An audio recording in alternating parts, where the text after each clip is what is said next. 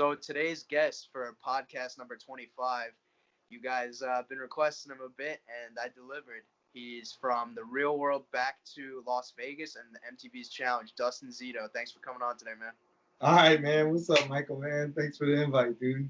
All right, man. So obviously on your real world season and the challenge, you were very competitive, and you alluded to being an athlete. Talk to me a little bit about you growing up. Like, were you a sports guy? What were your hobbies? Yeah, man. I grew up. I just had a natural knack for sports.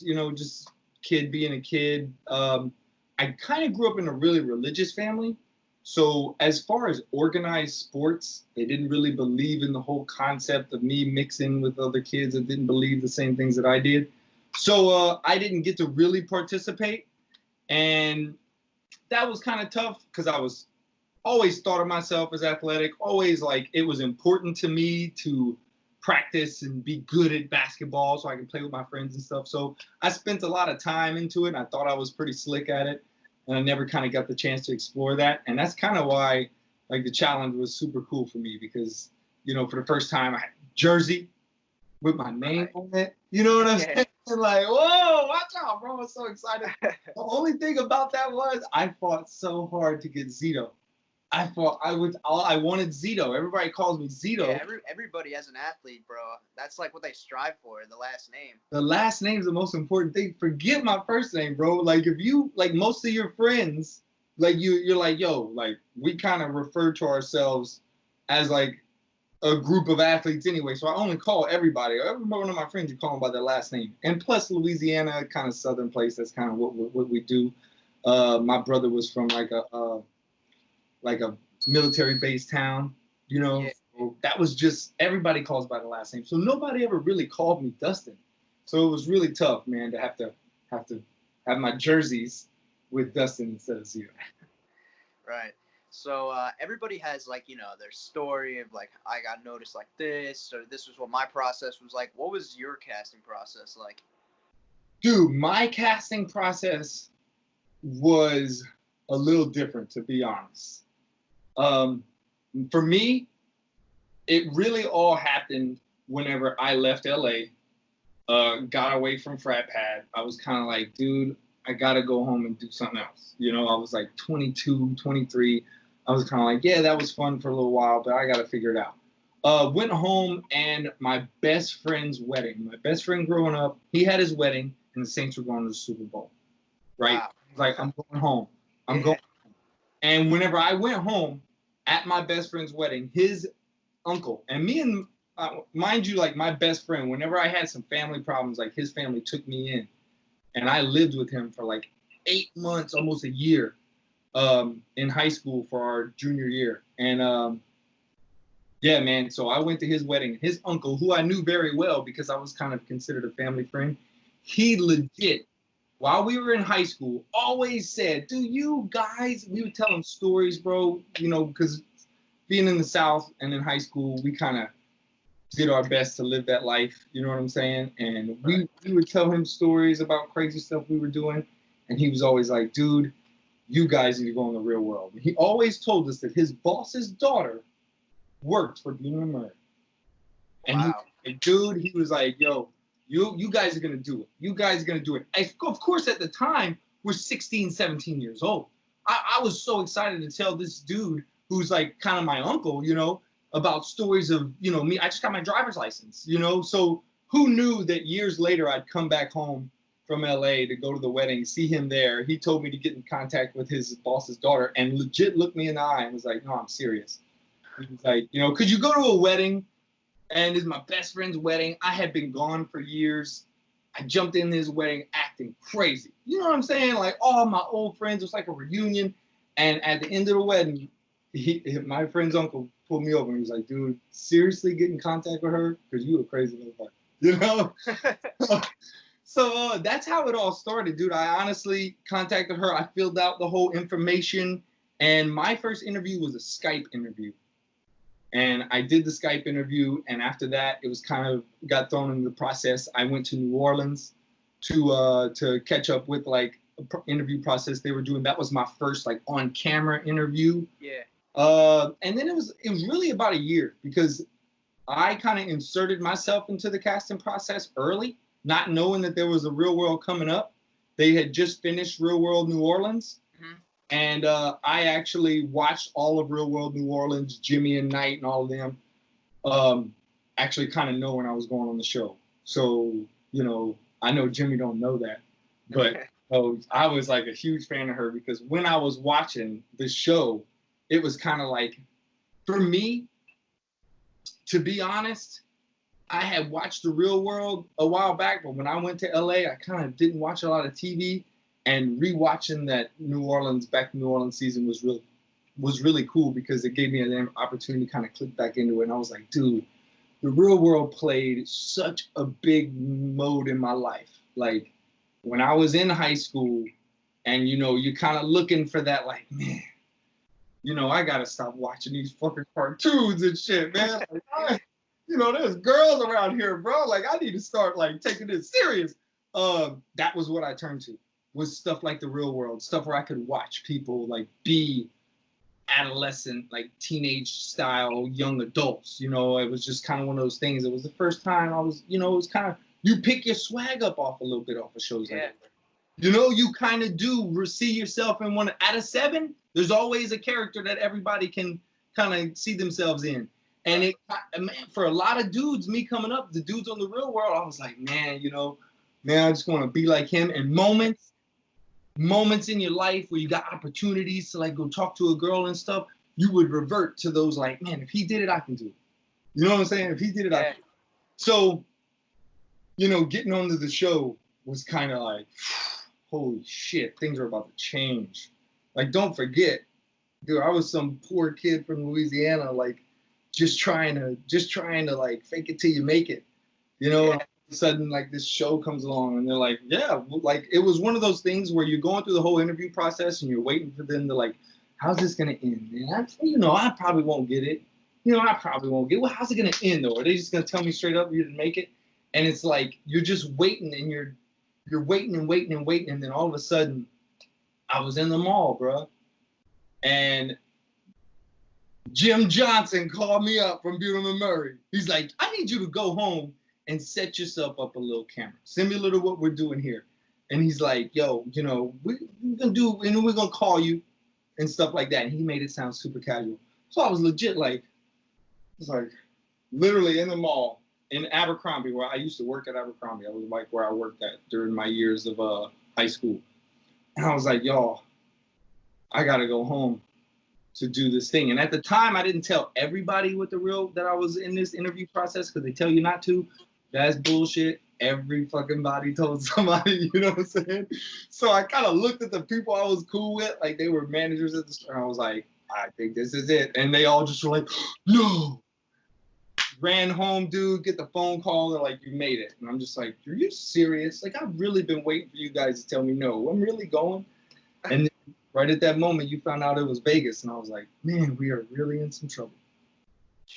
Yeah, that actually leads into my next question. I was going to ask you, you know, going to Sin City, were you stoked for that, or were you hoping for, you know, something like, you know, tropical? Or... Vegas, all you can think is, holy shit, we're going to Vegas. Like, I had been to Vegas once before, and I was just like, okay, so this is going to be wild.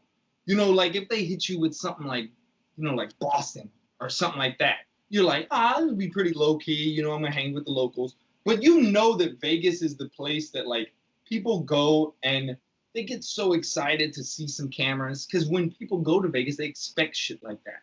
They want to see some show being filmed or, like, you know, run into some bullshit.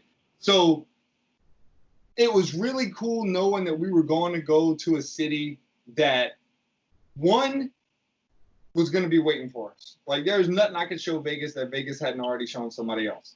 And two, I totally blanked out and forgot what I was going to say. But it was something along the lines of the people circulate every weekend. You know, there's no crew in Vegas. You could see a different side of Vegas every weekend. There's a freaking, you know, convention happening here. Guess what? 7 out of 10 people that are at that fucking convention, and they're all of a certain demographic, and they all kind of like take over the city all at the same time. So that's kind of tight. Right. Talk to me a little bit about your relationship with Mike, because I know you guys butted heads a little bit on that season. And Dude, what are you like with him now? I'm gonna be honest, man. I love Mike. I really did from the beginning. Like Mike reminded me a lot of my friends back home. You know, the relationship started off just fine. Me and Mike were cool. Things got rocky.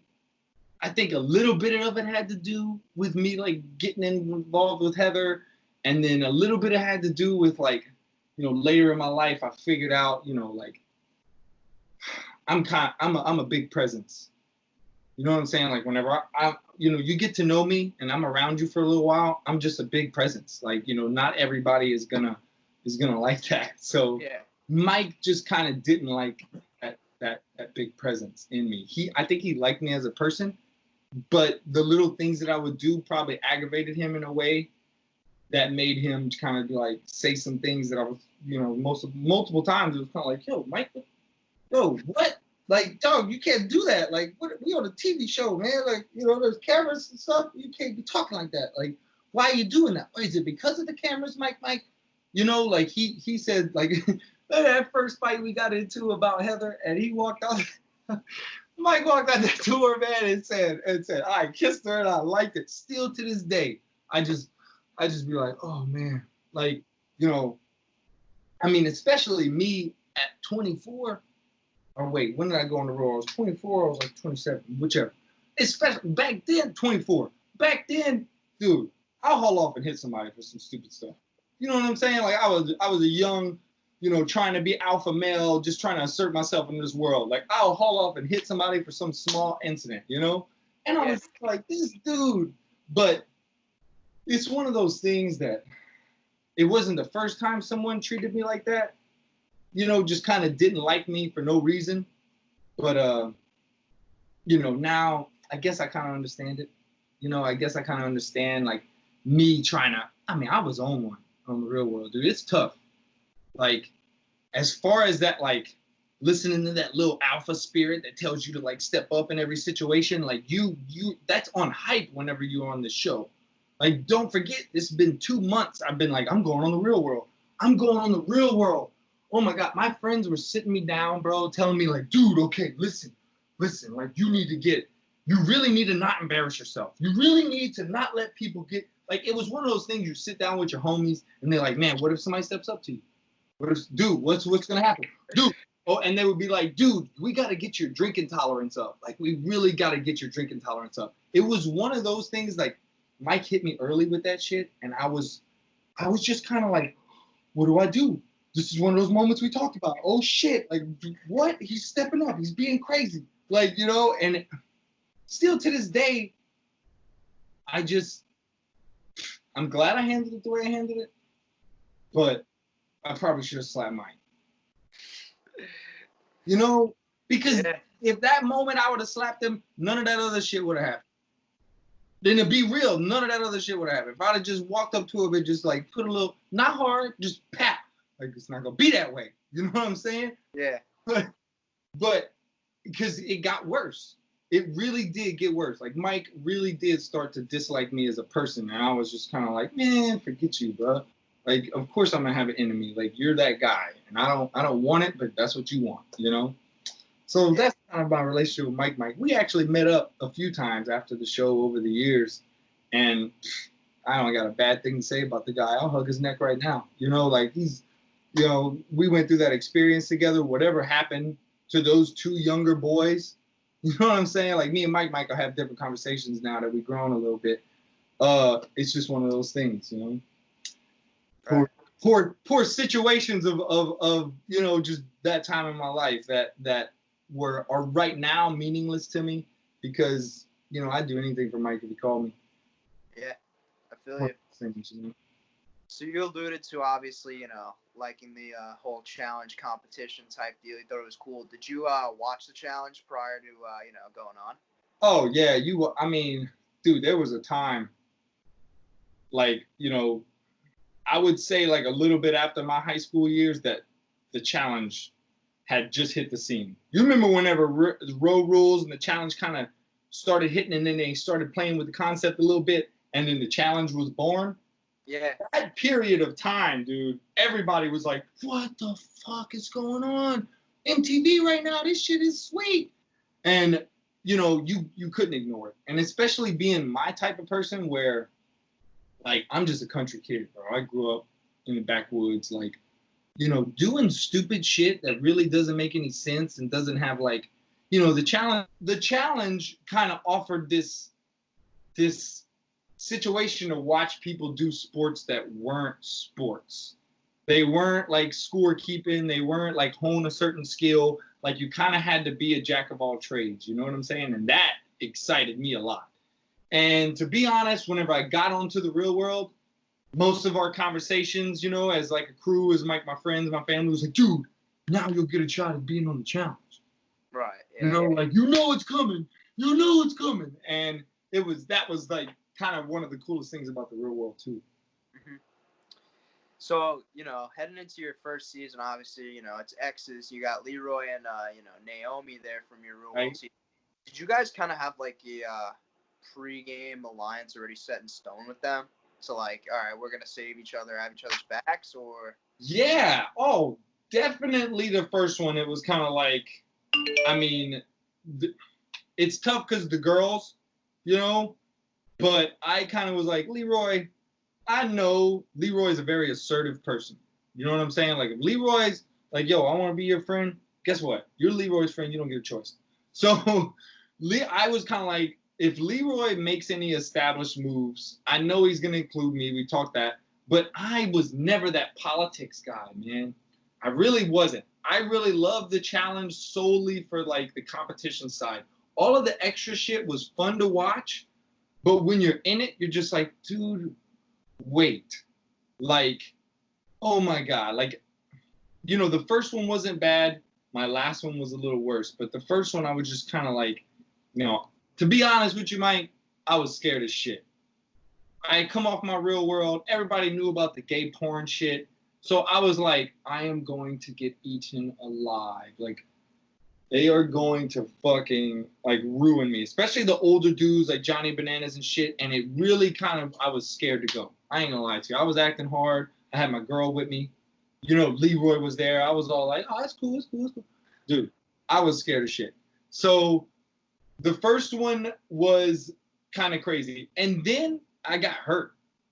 I didn't get hurt during competition. I got hurt for some slippery surface type shit and busted my knee open. So when I left, I was kind of like, all right, this is kind of cool because I didn't get kicked out. You didn't get humiliated. Got to go home based off of some medical shit. That's cool. That's your first one. I knew there was going to be more. So I was like, you know, that's cool. You know, people remember you. They're going to be like, oh, man, you know, but he didn't get beat. Nobody beat him. So I was really excited about that. But, man, you know, dude, I was like anticipating winning one. You know, like right here, I got my second place, but I was going into it, I was anticipating winning one. You know, yeah. So that was kind of tough. So I'm actually gonna ask you throw a few names at you from that Exes season. I'm just basically gonna Mike, don't shit out there, boy. I'm gonna ask you, you know, dynamic with them was like. So what about Dunbar? Dunbar, dude, I don't think I've met Dunbar personally. I mean, I know he was on that season with you. Yeah, Exes. He was with Paula. Wait, Dunbar is actually okay. Short, buzzed haircut. Big. Yeah. He was with Paula. Who? Yes. Okay, I do remember Dunbar. He was there. Dunbar is a cool dude. The crazy thing about Dunbar, he was in my first season. And I totally forgot this until you brought this up. But Dunbar actually did porn too. Yeah. That was a huge thing for me because it was one of those things that came up. You got to remember this. Before we get to the challenge, all of us have about 15 hours of traveling through airports together.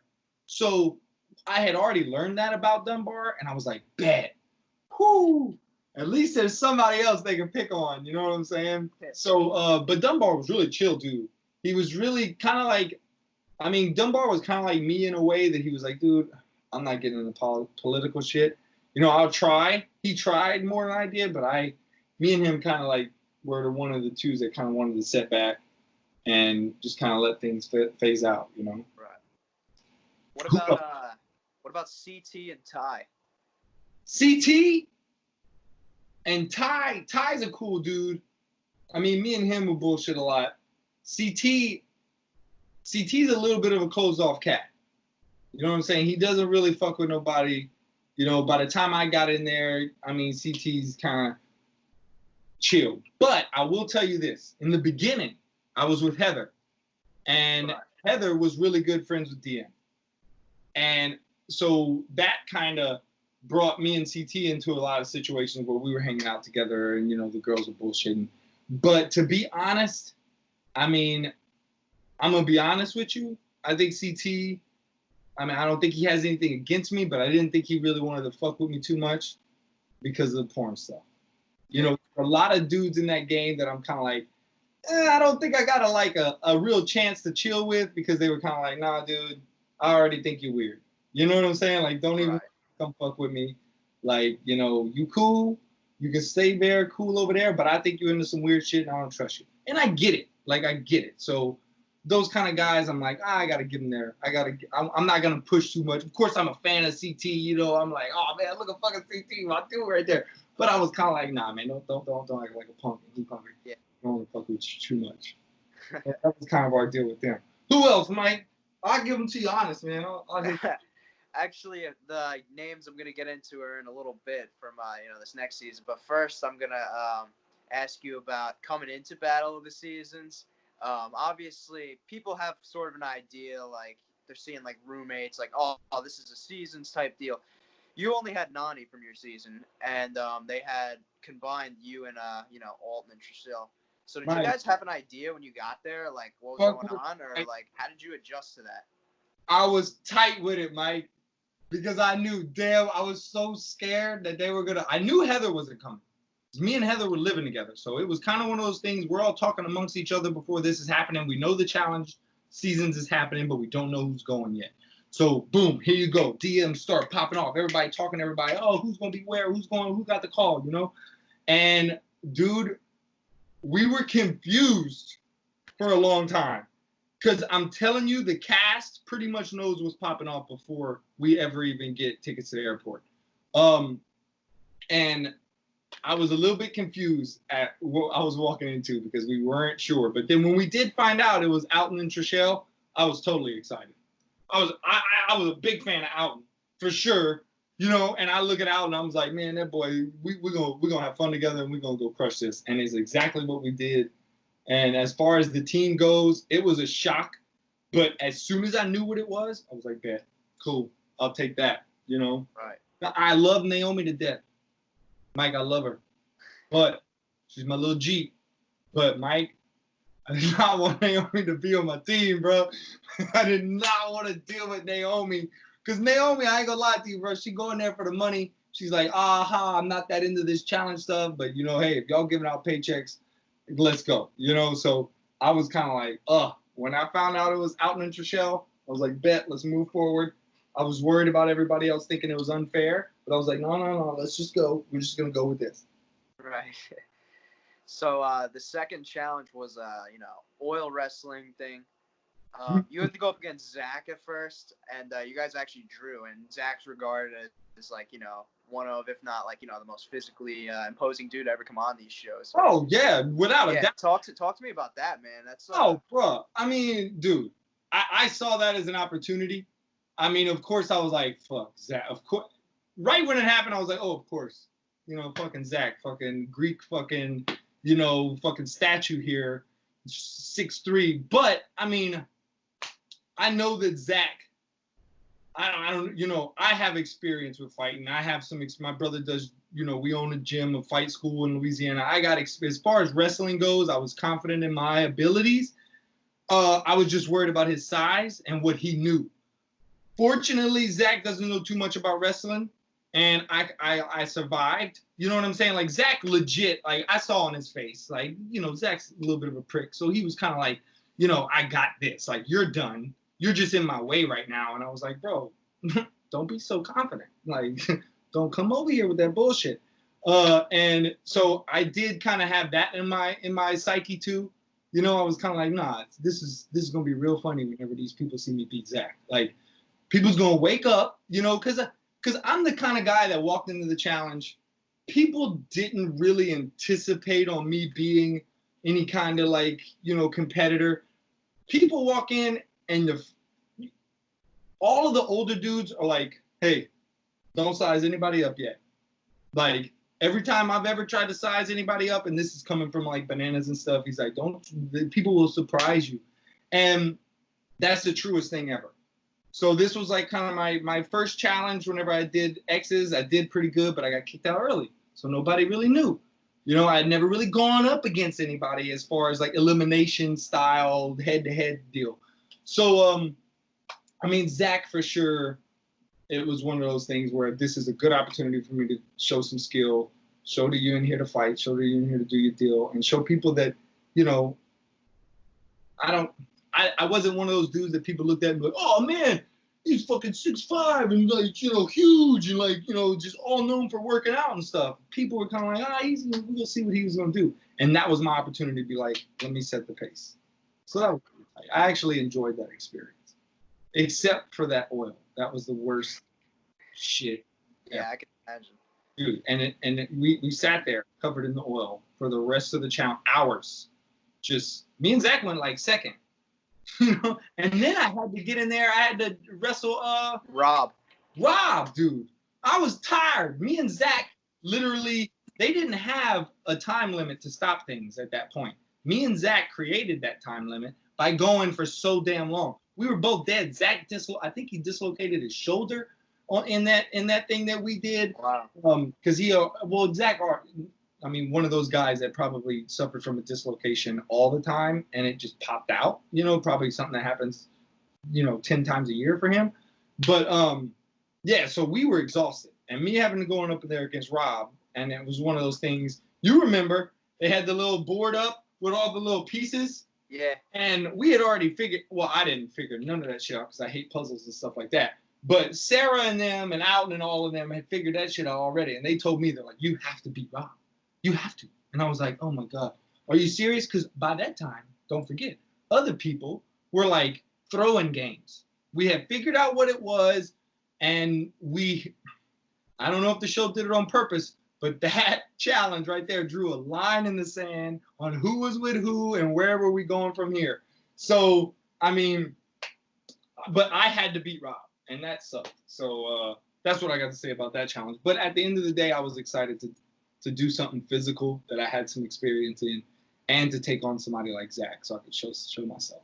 All right, yeah. It was like the real moment where people were kind of like, oh shit, this Dustin dude might be pretty good, you know? Yeah. That was kind of exciting, especially watching it like months later. Yeah, Zach's name's actually come up a lot on my podcast. He's kind of taking a beating on here. I'm not going to lie. But I'm going to ask you now, since we're on the topic of names. Yeah. I'm going to kind of throw some, more specifically, two names at you that, you know, you're feuding with a little bit. And, bro, when I say iconic, this, you know, fight with you and Frank. Dude. That they were talking about it last week. Dude. Fucking Catholic Frank, school boy. Oh, fucking Frank. Oh, fucking Frank. Talk to me about, you know, the Zach and Frank feud, how that kind of, you know, stemmed from what we couldn't see maybe. And talk to me about that blow up with you and Frank when you said Catholic schoolboy. Dude, Frank was not ready for that. He was really stepped into some shit he shouldn't have been messing with. But to be honest, fucking Frank, Zach and Frank had like, I mean, purposely to the point where you could just see what was going on, you know, they were like trying to make this like weird, like the dynamic duo, you know, and it was kind of like, okay, like Zach and Frank, like stop the shenanigans, y'all look retarded, but it you know, it started carrying on, you know, and of course, Zach and Frank, especially during that challenge, you got to give them this. This was their first challenge. You know, they came in strong. There was no old heads there. That challenge was super unique because there was no CT, there was no Johnny, there was no like person that walked in and was like, I'm boss. You know, like Johnny Bananas does that. Like he makes sure those first few nights Johnny Bananas is having the most fun. He's the one telling everybody, you know, he's the one, like, he makes toasts and he does his thing. He's been there 20 times. Like, he fucking knows what he's doing. So he walked in, you know, and for our season, Battle of the Seasons, we didn't get that. So it was like crazy to walk in there, and there was really no already established alphas except for the ginger one. Wes, but he was kind of like at that point not even taking things serious. So, you know, Zach and Frank kind of came up into this, like, you know, Zach's one of those dudes, you see him and like everybody's already like, he's going to be good at this. You know, like he's the big guy, he's the athletic guy, he talks about football all the time, he's going to be good at this. And Frank was surprisingly really athletic too, so it was kind of like those two rose up and they were like, we're hot shit, we are running the show, and, you know, kind of unimpeded. And they just got, that night just got crazy. Like, Frank just went off. He was really, I think he did everything he did with intention. Frank knew what he was doing. He knew what he wanted to do. He knew that he wanted to get somebody kicked off the show. He wanted to piss somebody off enough to fuck up so that they would get kicked off the show. It is a thing that too many people count on as far as the challenge goes. They're just like, oh, you get kicked off. And I hate that, like, the contenders think that way. You know what I'm saying? They're just like, oh, if I draw you to punch me, like, oh, well, you're gonna have to get kicked off the show. And I'm like, dude, no one should be playing that way. Like, no one should be playing that way. But unfortunately, they do. And that particular night, you know, everybody in the house knew what was going on. Nani and Frank were trying to, like, patch things up. They were having drinks by the pool, and then they were like, meet me over here in 2 minutes. I gotta cool down and talk. And it was like really a funny situation. But I mean, it got to the point where Frank was up on the balcony, Hanani was down there, and they were just kind of screaming at each other. And it was bullshit. And the thing, my approach in that, the reason I was in that was me and Alton saw what those guys were trying to do to Nani. They saw that they were trying to piss. Every time that those two interacted, I could see that Frank was just like, you know, Nani, Zach and Frank were trying to use Nani against Nani. We all know who Nani is. Nani don't take no shit. She don't care about the show. She's kind of like me. Like, she don't care if this is a show or not. You're not going to disrespect me. Like, you know, so they were trying to use Nani against Nani and get her to overreact. So I kind of stepped in as like, let's laugh this off, Nani. Like, let's just laugh this shit off. Laugh at him. Like, you see what he's trying to do. You gave him a chance, and we're not giving him a chance anymore, and we're just going to laugh at him. And I was just like, aha, bullshit. But then Frank saw what we were doing. And Frank just legit was like, oh, let me just take this knife and turn it, and got personal. And we knew the story about Nani's sister. We knew that she had to leave amongst a hard time in her family, and it was tough. You know, she had to walk away. It's hard to leave your family and say, hey, guys, I'm only going to call you guys, you know, for 5 minutes twice a week, for 6 weeks possibly, maybe even 8. I don't really know, but I'm leaving. You can't know where I'm going. It's hard to do that. So Nani was already in a tough situation. And then Frank, man, just acting like a pure, complete dick, you know, just starts like, oh, yeah, we know your sister got her kids taken away and got a needle up her arm. And I'm just like, I was right there. I was kind of like a switch went off in my head. I was like, yo, no, we're not going there. And then it became one of those things where I was like, hell no, you ain't gonna say stuff like that. And then he kind of was like, I'll say whatever the fuck I want, you know. And it was just like, and I legit was like, words are no longer required, sir. You could either come down here or what's up. And, you know, Frank, I just remember I forgot what I said, and I would love to watch this over again. Forgot what I said, but Frank just like went up, and he was just, and those stairs. Hey, there's a lot of stairs there, bro. There's a lot of stairs.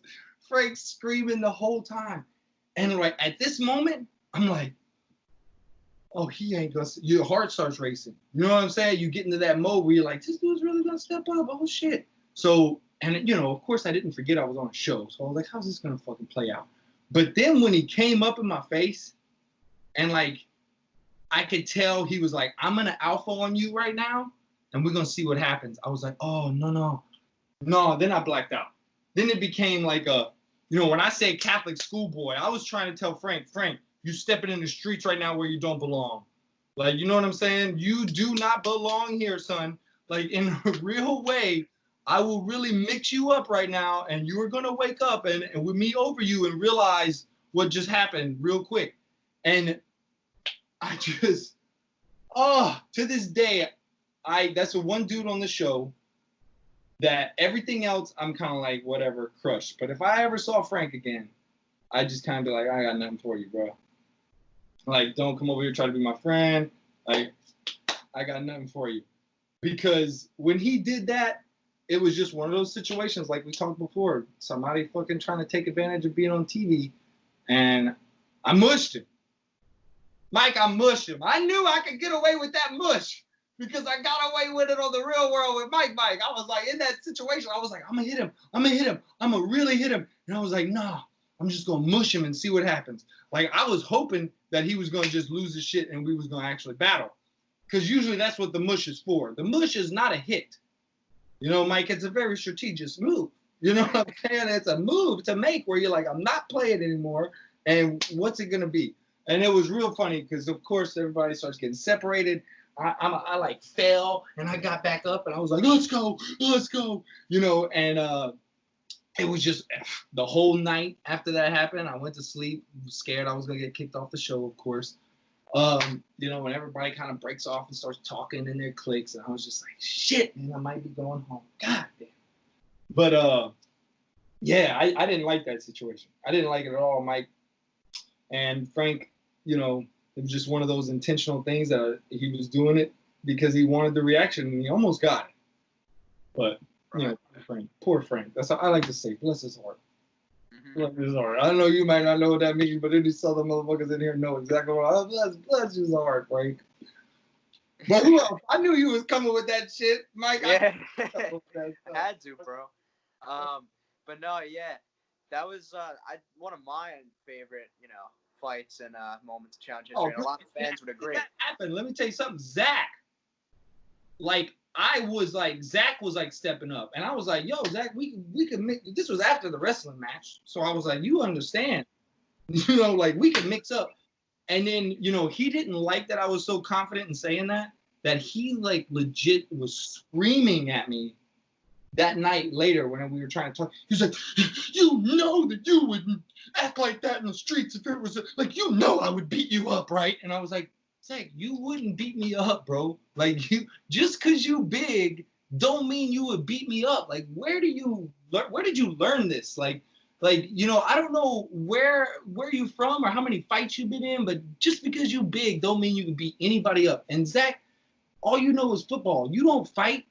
Like, you don't fight. I do this shit. Like, don't come in here with that dumb shit. But he was so mad that he was like, you'd be scared of me. He literally said it. He was like, you'd be scared of me if this was at a bar. I'm like, dude, I'm so sorry for your ego, but no, I wouldn't. This is sad. Yeah, man. But a lot of people the following season were disappointed to see, because it was rivals too, that you and Frank weren't together. I've read that for whatever reason or another, you weren't prohibited to yeah, dude. go on that. I was actually really worried about that. Me and Frank's relationship might be different if we ever had to like team up together, But I escaped that, and I think honestly at that time I think the producers kind of knew me as a person, and they knew that I wasn't like, don't do that kind of shit to me. Like I don't take this lightly. Like if you're really trying to fuck me over, I'm gonna take it as you fucking me over. Like this is my life for 8 weeks. And then I have to relive it again in a couple months. And then it becomes a staple in my whole existence. So don't fuck with me and put me in situations where I just mentally can't even survive, Yeah. So obviously, getting second in the Battle of the Seasons final. You guys were a two-person team, but I felt, and a lot of people would agree with me, that if you had your full team intact there, you guys win. But I'm gonna ask you flat out, dude, because a lot of people like to speculate on this. Do you think that Alton threw that elimination?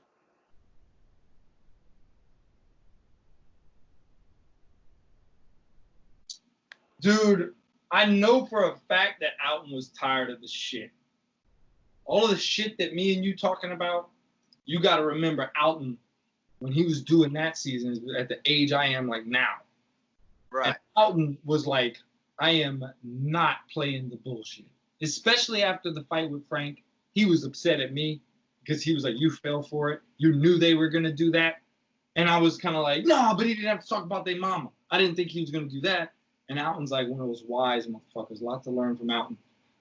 He was kind of like, yeah, you did. And it upset me that you like went to that level. And at that moment, I kind of knew that he was just so over it.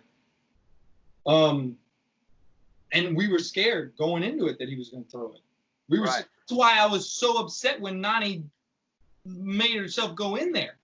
That's why I was so upset, because Nani also was kind of feeling like Alton, where he was like, fuck it, I'll throw myself in. But Nani also knew that if she didn't throw herself in and she survived, she was going into elimination anyway.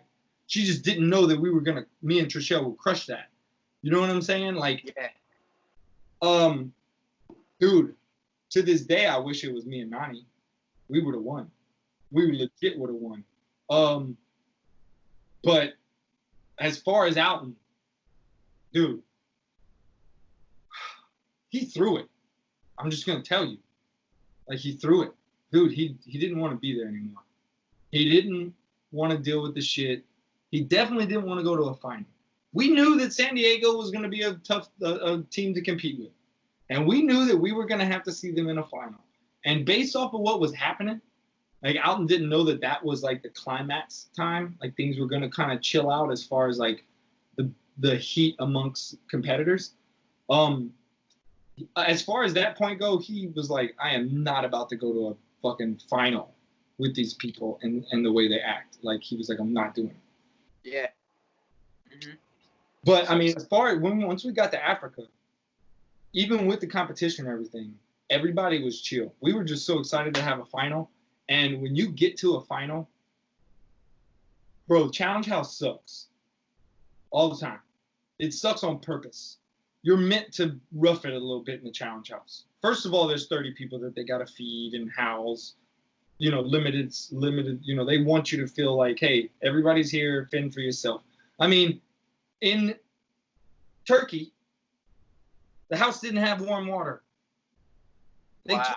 The house didn't have warm water, and the fucking technicians were at the house trying to fix it and never could fix it. And I was like, this is $1 million house.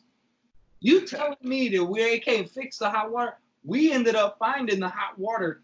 What we didn't know, and this is crazy, I found this out years later from some camera guys that were with us. Dude, okay, they had took our room, that separate little pool house that was down by the house in Turkey, and they built a false wall, and camera guys were sleeping in a room back there. Very silently and very quietly, they were sleeping in a room. And in that wall, they had covered up the hot water heater. And I almost found that room when I found the hooks to the hot water heater. And I turned the hot water heater on in our pool house, and we kept that a secret for as long as we could, that we had hot water. Like, you know, only Brooklyn could come. You know, Chet and Sarah could come and shower in our shower. We had hot water. We were separate from the house. So just knowing that, right? And, you know, food shortages, they bring food in. These dudes are competing. They're like, I need all my protein. They eat everything. When you get to a final, shit changes. You go from an empty house that once housed 30 people to now it's housing about 5 or 10, and it feels empty. And you just remember all the people that left. You know, you're like, all those people are gone. All those rooms are empty. And you go to the finals house, which is always balling. And they give you all the food you want. And you got your own fucking bed. And you don't have to sleep. You know, it's like really nice. So we're so excited about that the whole tone changed. Like, there was no fighting. There was no, like, big arguments or anything that happened in the final like there was when Alton left. And there was one thing I could have told Alton, was like, dude, stick it out. It's going to get better. But He left, dude. And he threw it. I know he threw it. Alton could have beat those two in that fucking game 10 times in a row. You know what I'm saying? Yeah. He threw it. No doubt, bro. It's hard for you to watch it on camera because you get little 3-second clips, about 10 of those. But watching the whole thing happen right in front of us, he wasn't putting in his effort. Mm-hmm. You know? Nani too, though. Nani wanted to go home too. Actually, Nani didn't want to go home, but she thought if she stayed, they were gonna drive her crazy and send her home anyway. So she was like, I'm going. When Nani raised her hand, I was so mad I could have killed Trishelle. Because that night we had told Trishelle, like, look, if it comes up, if Alton doesn't do this, you are sacrificing yourself, Trishelle. This is a final decision. Like, you're sacrificing yourself. And as soon as TJ Lavin said it, Nani, Trishelle just kind of put her head down. I knew she wasn't going to do it. And Nani just was like, fuck it, I'll go. And I was like, ouch. You know, I was so, if you remember that end of that episode. Yeah. No lie, bro. I was so mad. I was like, fuck Trishelle, you're dead to me. Like, I actually told Trishelle, I was like, live forever. I want you to live forever because I want you to remember what you did. And, you know, I took that shit serious, bro. Hey, I'm not even lying to you, Mike. I was like, yo, you betrayed my sister. You know what I'm saying? Like, Trishelle, you betrayed. And I was just so done with it, bro. I was so mad.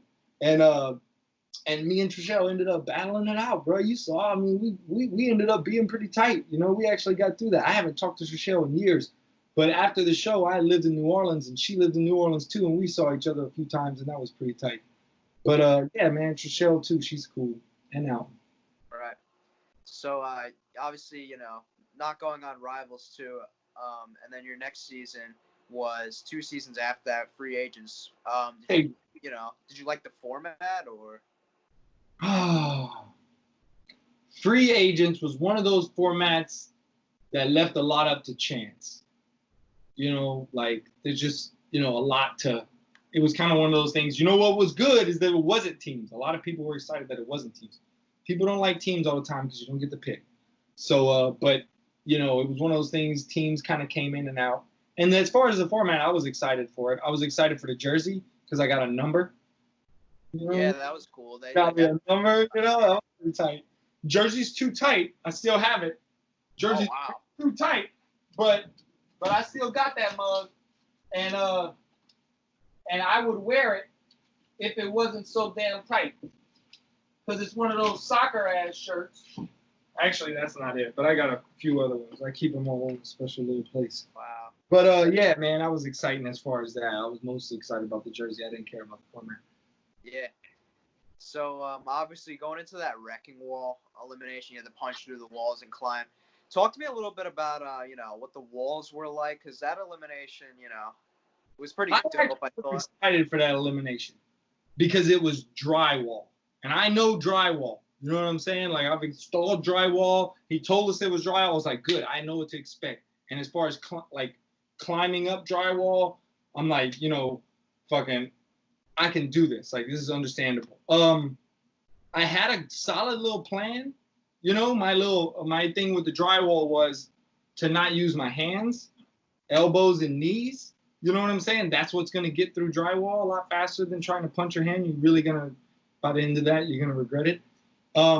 So my plan was like, I hit one knee hit right there, and then I hit an elbow hit, and I had my step up, and I was going. But in the middle of that, my 2 hits, once I started hitting here and here, as soon as I started going up, there was too many holes. And in the act of me trying to use this as a ladder, there was 2 holes next to each other with a little bit of support, and me stepping into that, I fell. And after that, I was like, I could try to catch up and stuff like that. But, you know, Frank's a fighter. You know, he got it. And it sucked losing to Frank. Yeah. I was about to ask. I think a lot of people... it sucked to lose to Frank. I was so mad. And in this situation, it's one of those, like, you leave, bro. You leave, and you never talk to him again. Like, they just, you don't get to tell Frank anything. You don't get to nothing. You go home. And so that woo, that moment hurt. I was about to ask, dude, because most of the eliminations aside from that season were like, contact based. I was like, bro, that coming last time you guys were on screen. That's why they did it, Mike. They knew not to put me in a situation where it was going to be contact with Frank. Frank's strong, but I wanted to eat a little bit of Frank here. I really wanted a piece of Frank, and I was wishing we was going to have some kind of, physical, thing like Leroy did that one time when there was two people holding on to something. The first person let it go wins. I was like looking for, and I thought they were going to give it. I thought that the producers saw that it was me and Frank, and they were just let them fight it out. Yeah, the one before that, bro, with the ball, like kind of like a football style thing, balls in. Wait, what was that? That was Chet and Frank when you had to carry the ball and put it into the basket. Yeah, exactly. Frank and Chet split his chin open. I remember that. Yeah. Yeah, and yeah, dude, I was looking for that to happen. But they had that also, the elimination called Oppenheimer. I think right after that, or two eliminations where they're in a small hallway and you have to run through the other to get the belt. Yeah. That's a good one. I remember Battle of the Seasons, man. Zach was so excited for that. Yeah, the hall brawl. Yeah. Yeah. But I was personally like, that was such a missed chance. Dude, I know. You take that rivalry from bro, I was gonna and put that in a physical elimination, bro.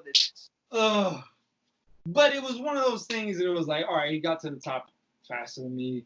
Like we didn't get physical, so I wasn't crazy about losing. And I mean, it sucked and all, but what are you gonna do? Right. So coming on to Exes too. Unfortunately, man, you got thrown into the first elimination. Wes kind of orchestrated that. Yeah. You kind of felt at the outs a little bit on the house. Do you think, like, politically that season, people just, like, for whatever reason, didn't really, view you as, like, part of someone they could, have with them, rocking with them? In that season, I feel like me and Jess were a team, and, Jess just really, I mean, I like Jess and all, but she just wanted to, like, start a relationship or something. Like, we got on the show, and I was, we were attracted to each other and stuff, but she, like, was like, I want to be a girlfriend type shit. And I was just like, fuck, we got to compete. So that was already tough. I was already trying to navigate that. But aside from that, I wasn't doing any political shit. I really just wasn't. I like myself. I was just trying to be everybody's friend and just trying to have a good time. That I didn't get too involved with the political shit. But Nani was there. Leroy was there too. Yeah. Well, Nani was there with Johnny Bananas. Bananas, yeah. And legit, I ain't gonna lie to you, Mike. I kind of walked into that one thinking like, I'm good. My sister is with Johnny Bananas. We're good. Like, we're good. I just kind of counted on that to happen. I was really excited about that actually. Because Johnny's cool. Like, I was a big fan of Johnny growing up. And, knowing that Nani was his teammate, knowing that I was legit excited that season to learn how the politics work. Like, I was like, yo, I'll be Johnny Bananas, like, secondhand man. And he wants me to do something crazy. As long as he freaking knows what he's doing, I'll do it. Like, I was really excited about that aspect of that season. But when Wes came up to me, I was just like, dude, like, he literally straight up asked me if I had any ties to Johnny Bananas. Like, basically drawing the line in the sand and saying, if you support him, I got a problem with you. And I mean, in that moment, I was just like, Wes, Nani is Johnny's fucking, like, teammate. Done. Like, let's wash our hands. You don't even have to ask me that question. Are you here just to, I was kind of like, that I got Nani's back no matter what. She could be teamed up with Lucifer himself. You know what I'm saying? Like, I got Nani's back. And he was just like, oh, and he played his fucking slimy ass West role. You know how he is. Just, he's just he loves the politics more than anything. And a guy like that scares me more than anything. He's just he wants to do that type shit. Like, you should hear that dude talk. Like, it's the first nights of these shows, he's looking at all the people, figuring out who's new. And he's like, I'm going to get them all together and they're going to be my minions. And I'm just like, dude, get out of here, bro. Like, where did you get this complex where you think everybody's going to follow you to the end of the world? But as soon as he did that, I'll be honest, I didn't think I was going in. But that night, you know, it was over, you know, night before elimination, night before we choose. I'm bullshitting, drinking, and Naya actually came up to me. And she was like, you know, she was like, oh, you drinking, huh? You might want to go light on your drinking. And I kind of took that as like, you're going in tomorrow, and I know it. And I was kind of like, fuck. And I remember that night because I was like, shit, man, I just got here.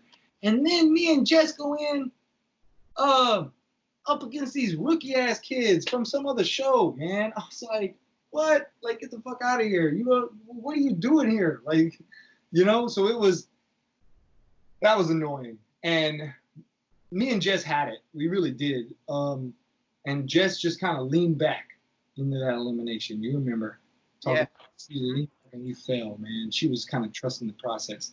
But we didn't talk about the fact that the boards were on her side. So if anywhere we were going to fall, it would be towards her, so that she kind of needed to lean into me more. And we didn't talk about that. It's one of those things. Those challenges, the challenges are a lot easier if you don't go first. You get to see other people do it. Eliminations, you don't get to see nobody do it. That's why I loved Battle of the Seasons, because we got to pick which elimination it was. That made me feel so much better, because at least we knew what it was. But going into that one, we didn't know what we were walking into, man. And me and Jess lost. Just some rookies. Yeah, I was actually going to ask, because your season was that season of Exes 2 was the first season they started pulling from other shows. It started with Are You the One? Now it's kind of evolved into, you know, Big All Brother, kinds of stuff. the UK, Survivor. So I'm just going to ask basically for your thoughts on, like, you know, them basically casting from a larger pool now of other, you know, networks and shows. You know, as far as, like, a group of board members sitting around and talking about it, that sounds like a great idea. You know, but, I mean, for us, we kind of were like, we were the first ones. You know, these kids came out of nowhere. We got to the airport, and we were like, who the fuck is this? Like, what you sitting by us for, bro? Just go catch your flight. Like, get out of here. And they were like, we're on the show, too. And we were just like, what? Like, we kind of, you know, the production goes a long way to kind of make you feel like you're a part of the family. And at that point, we were all, I for sure myself was all kind of like, man, what the fuck? Like, you know, that's betrayal. Because, you know, we were excited. Look, the challenge in the real world, to me, growing up, always felt like this elite fraternity. You know, like, if you get in, you don't get to go to the challenge unless you went through the hard stuff first. Like, you had to go, challenge is cool, but you have to go through your hazing phase. You know what I'm saying? And get your ass out there into the streets and figure out what it really means and be on the real world. And, you know, it was just a thing that, like, you know, you saw the people in the real world and you were waiting for who was going to come next. But, dude, the real world, the people that would come onto the challenge after, like, a lot of them didn't want to take it serious. Right. And we got, like, literally, like, 30% of the people just there to, like, do it because, of course, they're not going to turn it down. Like, you know, they want to be on TV again. They want their name out there again, but they're not interested in competing. As a producer, I would have to be like, yeah, it's tough to pull through this from this pool of people repeatedly and only have a few of them really take it serious. You know, you know, it's just one of those things. So that's how I felt. I mean, but I feel like they did what they had to do. Yep. So this question, you know, comes up a lot, and especially in your case, you know, people, when they always talk about, oh, I want this guy back, or where's he been, blah, blah, blah. So basically, I'm just going to ask you like a 2-in-1 here. Right. You know, why haven't, you know, we seen you back after Exes 2, and when were you most recently called to do a show? That's another thing that people like to ask. Well, dude, that's a serious one, because I am yet to even talk about this, you know. Well, basically, MTV just, or Bunham and Murray, whichever one it was, just kind of like was like, nah, we can't have you on this season for some bullshit. So while I was in Lafayette, a lot of people probably know this, I went to a bar one night, and this girl told some cops that I reached up her skirt and like, fondled her, like legit, like sexual assault of a felony. And she said that I did that, and I got arrested. And ended up, I fought it in court. And to be honest, the girl connected. She worked at the bar that I got in trouble at. The bar that I got in trouble at was owned by a marshal, a police marshal. So yeah, it was one of those things where I got bankrolled. I got screwed over. Like they didn't get me for the felony. They dropped most of the charges, but they still put me on probation for a year. The judge just kind of seriously was just like, I can't tell these guys that they're wrong. And if I do tell them they're wrong, I'm just setting you up to sue them later. Right? Because I was going to sue. Like that girl dude, that night, I legit saw that girl and went to kick her. I mean, you see the footage going. Yeah, I saw the video. Yeah. I have the footage. I had to steal that footage. No one knows this until now. But I got a buddy that was working in that bar, and he knew what was going on the night after. I had a best friend that worked at that bar before. They told me that the owner was going to tell the police that the footage in the system was under construction and they had no footage. I knew that. And I was like, oh my God, the only thing that's going to fucking save me is this footage. Like, it's my word against theirs now. And I'm some reality star kid, like they put it in the police report. They literally put in the police report that I was in the streets saying that I was a reality star and you can't bring me to jail. I was like, dude, that never happened. Literally, the only thing that happened was a dude that was there. I went to high school with him, and I was like, dude, I didn't reach up some girl's skirt. Like, what am I doing? Like, you know me. And he was like, oh, now you're in the real world now. You come around. And he said it. I didn't fucking say nothing.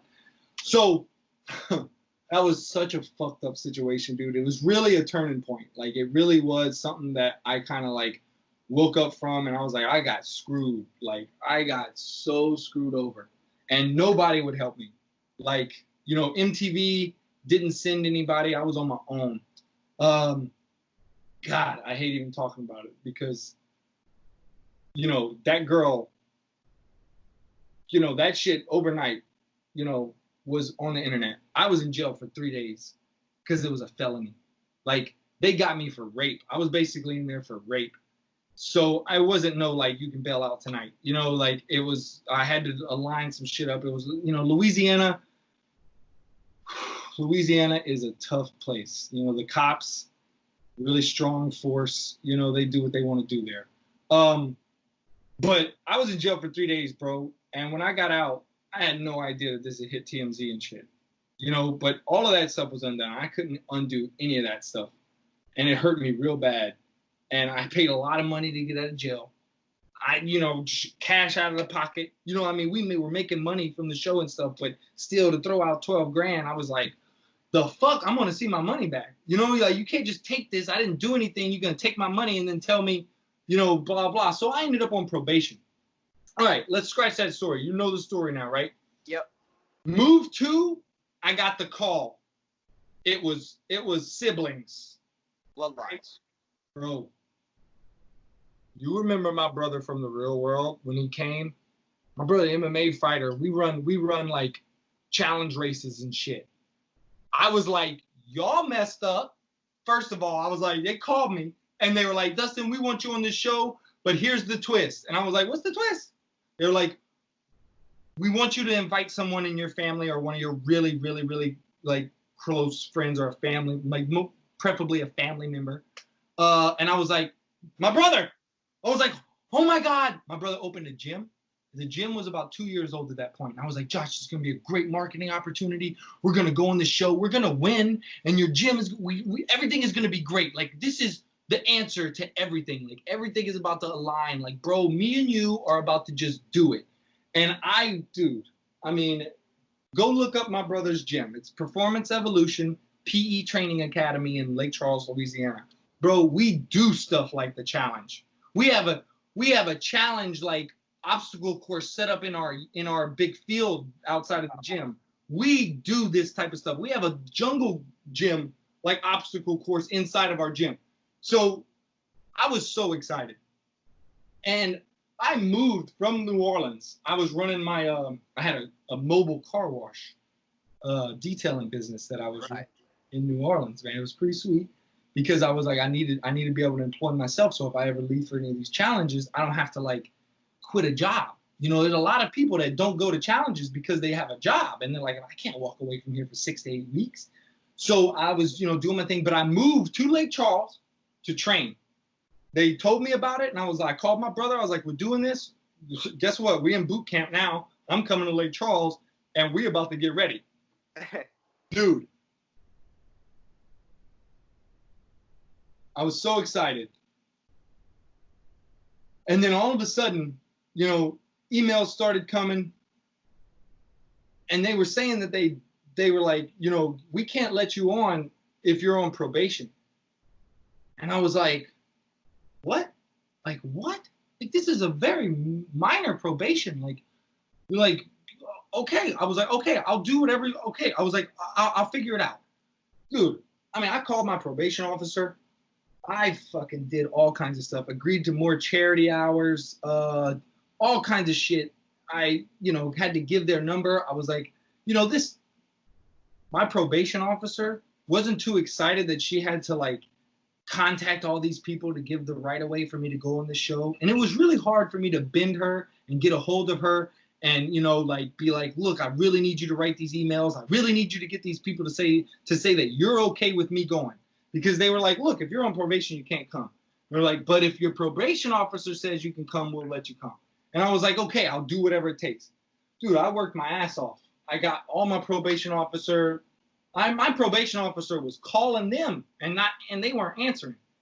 And legit, like they were just like, nah, we're not gonna have you.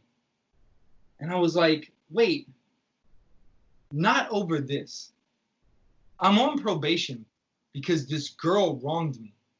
I was like, you guys knew I got wronged. Like, y'all know the whole story.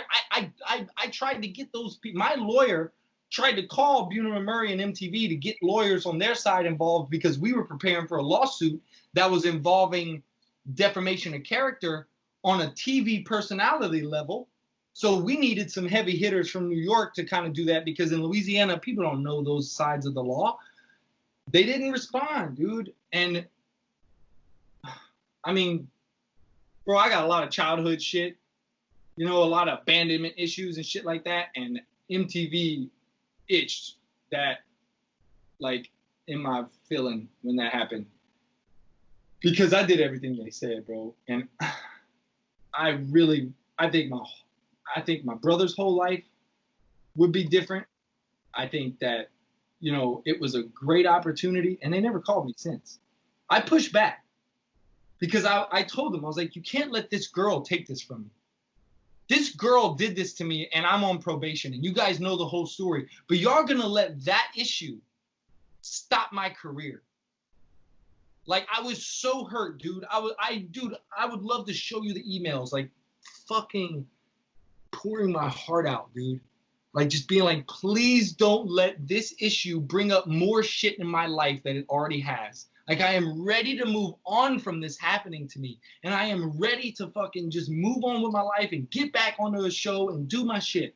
You know, like, let's go. Like, and I was just like, you know, I was so crushed, you know, by the people that I thought were going to take care of me. You know, when I got on the real world, I know a lot of people come from cool families and they're just like, oh, this is special. I get to go in the real world and this stuff. But that real world and those challenges meant something to me. It meant a turnaround in my life. It meant that I was going to start something new. It meant, like, I gave MTV that story, dude.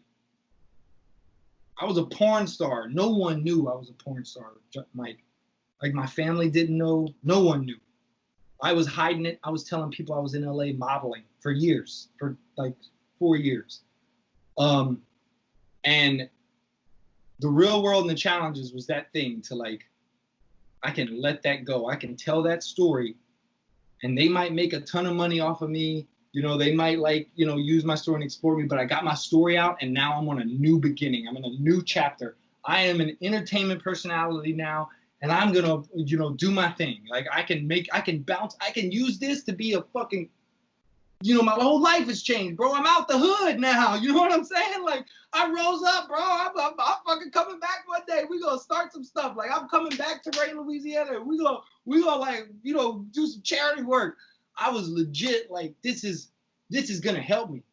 And dude, when that happened, it hurt, but it hurt more over a long time, and I didn't ever get a call back. So Bloodlines was the last season that you got a call for? Yeah. Wow. They never even invited me back after that. Wow. And I mean, the situation didn't get blown out of proportion. I sent a few emails that was like, you know, just pleading to them. Mainly the like, please don't stop this from like, because to me that challenge was super important because it was siblings and I was gonna be able to bring my brother. Like that, getting kicked out of that challenge in particular for that situation in particular, literally sent me. I was just like, I'm crushed. I was fucking crushed. Like legit, everything in my life at that point and everything that was kind of important to me just kind of faded, and I kind of went through a little moment of depression, bro. I was in Lake Charles, and I like to say that Lake Charles was like my backpacking trip in my hometown. Because after that, I stayed with my brother. We worked on the gym. We basically rebuilt the gym, changed locations, started a charity, man. Now we got a charity called Peaceful Warriors. We go to schools and we hold programs and teach kids anti-bullying techniques.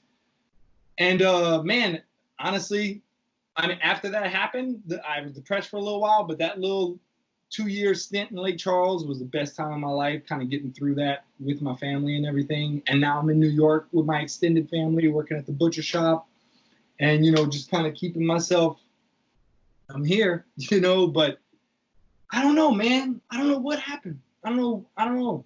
You know, I talk to people. You know, people stop me and they're like, oh, let's take a picture. I'll be like, yeah, like, why you don't go on any challenges? Like, they literally think I'm turning all these challenges down. Like, people think that I'm like, you know, like, oh, Dustin, like, what the fuck? You don't love us anymore? And I'm like, no, dude. They stopped calling me, bro. Like, I don't know what to tell you. And it's tough, man. It's tough that, you know, I mean, from a regular job, you get fired. At least you get some closure. You know what I'm saying? At least they tell you they don't want you to work there and why they don't want you to work there. Whenever I was done with that, I was like, oh, okay, they, you know, the probation thing. But I mean, a few months after that was over, the probation thing was over, and I was ready for another challenge. They just never called me again, man. So that it kind of sucks, dude. You know, because I thought I worked hard. I thought I gave my story. I thought I didn't try to hide stuff. I didn't try to edit myself for the camera. I was my true self at all times. And, you know, I thought that was gonna work for me. Like, if I knew I was going to be doing this just for a short amount of time, dude, I wouldn't have fucking put my whole shit out there. You know what I'm saying? Like, why would I do that?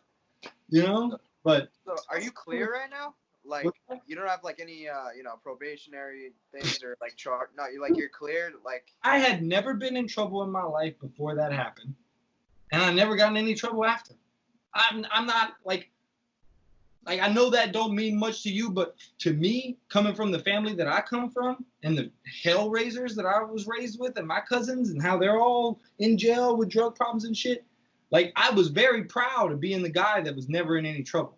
Like, I was always a little rambunctious as a teenager. You know, I was cool, got in some fights and stuff like that, but never got arrested, never got involved with any drugs. Man, I didn't start smoking weed till I was like 22, literally right before the real world.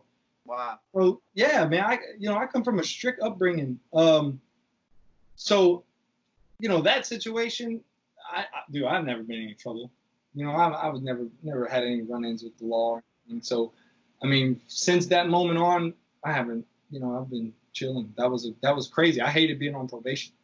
Right. It sucked. Like, they were like, you can't smoke weed for a year. And I was like, who the fuck are you? so that was like scary and stuff, but it was all good. Yeah, but I'd say like pretty much majority of the fans, you know, would love to see you back. So I pose the question now: if MTV, you know, hollers at you, what are you saying? That's Mike. That's tough, Mike. I don't think it'll happen. You know, at this point, I'm like, oof, you know, but I'm in a relationship, real serious relationship. You know, I love my girlfriend. You know, you go look at my Facebook, I got all kinds of pictures with her and stuff. You see how proud I am. I never really shared that many pictures with many girlfriends except Heather. But yeah, so it would be something I have to discuss. It'd have to be something, maybe some, I don't know. It'd just be a thing that I'd be excited, I'd be flattered. You know, I'd be like, you know, I'd love to. I mean, if not the challenge, I'm right here in New York. I'd love to work with MTV or be married. Right. You know, whatever. Have you watched the show lately, or when have you last? Oh, I keep up with it, me and my girlfriend and stuff. Oh, all right, yeah. But it has been a while. A couple of, probably, I don't think the last season I saw much of it. I'll be honest with you. But no, overall, you know, I mean, once you like it, you like the stuff. You know, and now I don't get to go online without seeing, you know, like, oh, this and that. So I keep up with it because it's right there, you know. But I don't engage. I don't tweet about it and stuff like that. Do you still keep in contact with any cast members? Man, there's some people that, you know, will call me and we'll hang out. Like, you know, like Nani, Leroy, they came to New York a couple times and we hung out. But man, I don't really fuck with anybody. You know, I ain't gonna lie to you. Like after that whole thing happened, I kind of got all mad about it, and I was like, I'm not talking to nobody from there. You know, not from there, but I'm not like gonna actively engage and look, you know, just be the turd that's like, guys, remember me? You know, I don't give a fuck that much. You know what I'm saying? I like what I did. I like the process, but you know, I I guess that's me as a personality. I don't really fuck with too many people, just in general. You know what I'm saying? Like, so that mixed with. Yeah, I could relate to that on a lot of fronts actually, because you know, as soon as I could say, dude, like honestly, after graduating, you know, high school, I considered high school sort of like, you know, obviously I've never lived in a challenge house, but you know how high school is. Like, you have to see these people like five times a week.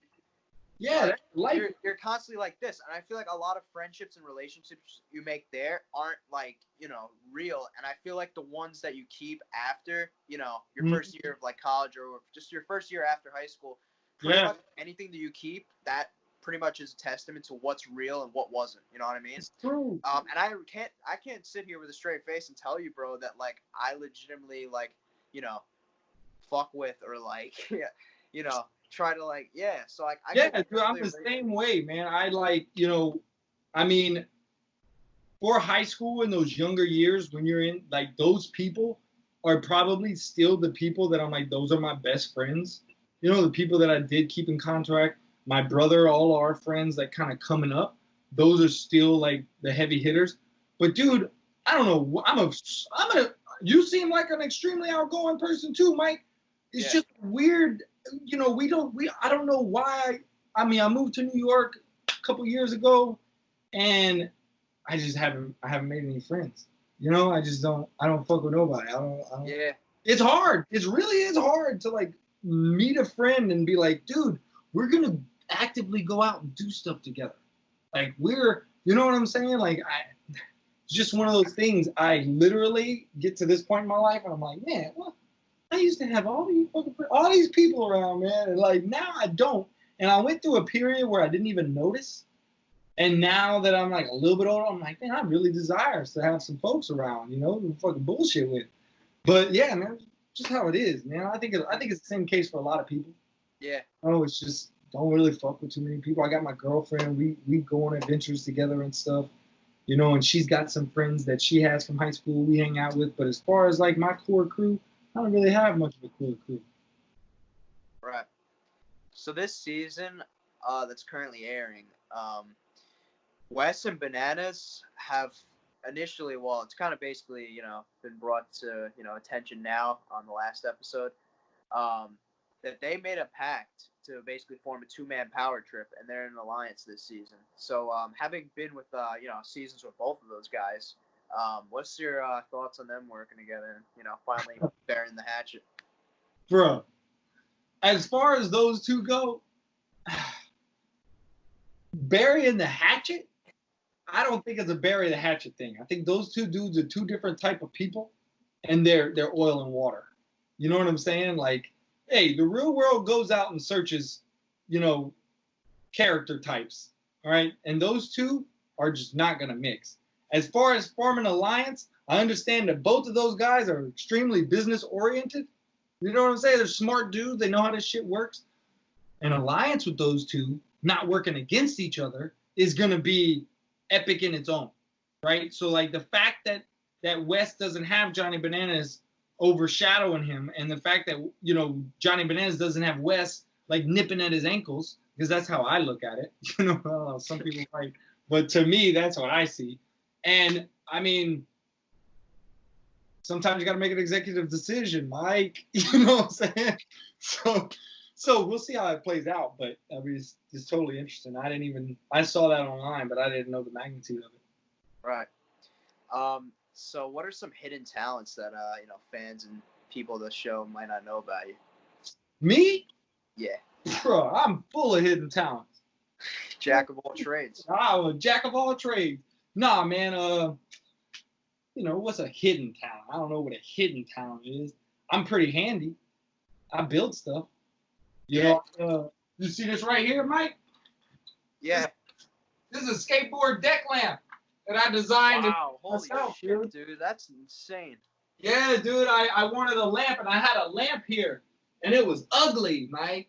You know what I'm saying? And I went through this phase where I was watching a bunch of Flea Market Flip. You ever watch that show?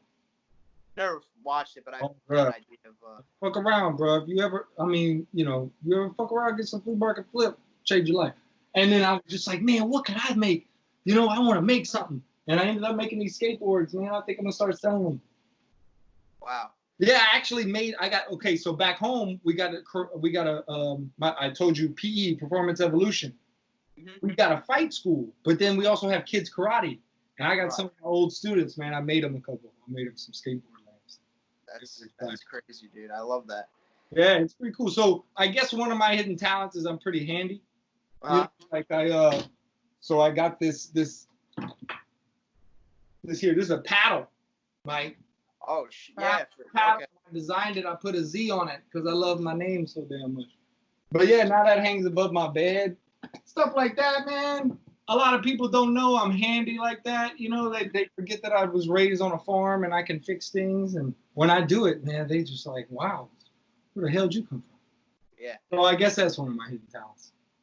So kind of in like a little brief, you know, synopsis. What have you? What's kind of new with you, or what have you been up to since, you know, we've last seen you, aside from some of the stuff that you previously mentioned? Shoot, man, I guess the biggest thing is I'm in New York now. I'm a butcher.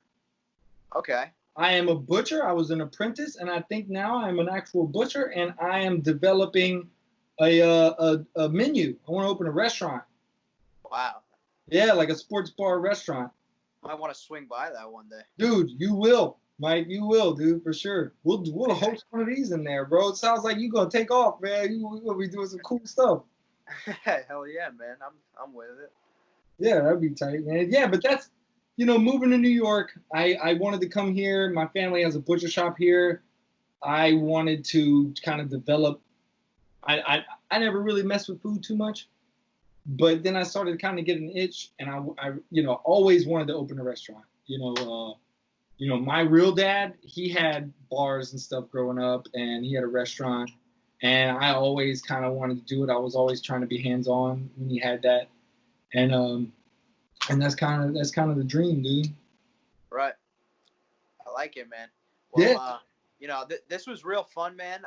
You know, I'm glad I was able to, you know, get you on here and get in touch with you. This was definitely cool. I could honestly say, like, I'm not just gonna blow smoke up your ass, but I could honestly say this is probably the most, you know, fun one I've done so far. Dude, Mike, I wanted to deliver for you, bro. I really did, man. I think you're a cool dude, man. I thought you was you too, man. You're definitely we meshed well in this, you know. Dude, honestly, I'm gonna be honest with you, we might have to hang out. You live in Jersey and I live in we have to hang out. We can definitely make those arrangements, boss. Two lost brothers looking for some friends, bro. You know what I'm saying? You said it, I kind of see you. You kind of look like you're in a door. I was like, Mike probably got a whole ton of friends. And then you're like, I don't have no friends either. I was like, man, me and Mike have to hang out, dude. Forget it. Yeah, man, we can definitely keep touch. But Yeah. I think the fans will love this, man. It was a pleasure, and I thank you for coming on here, man. Dude, you are welcome, my man. I'm glad I could do it, man. And this happened so organically. You know what I'm saying? You just kind of hit me up, and the way it happened was cool, man. I'm so glad to find out that you're just starting this. You come yourself like a professional, sir. Like my boy Mike got him a podcast. I might have to help him out. So yeah, man, I'm honored to be here, and I'm honored to be one of the first. Number 25 for you, bro. That's pretty cool. That's pretty cool. Thank you, man. Take care, man. All right, dude. You take it easy, Mike. Good. Sure. Later.